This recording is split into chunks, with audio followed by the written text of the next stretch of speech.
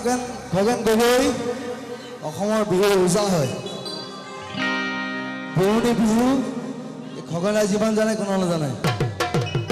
সেইকাৰণে পুৰণি বিহু ষ্টাৰ্ট কৰিছোঁ ওচনা বাখৰুৱা ঐ মোৰে মন মোহিলি ঐ চকুৱে তিহি পতে ঐ কিনো আশা দিলি ঐ ফালৰি বহলাতে জ্বলাই জ্বলাই ঐ মোকে নথকিবি ঐ জ্বলাই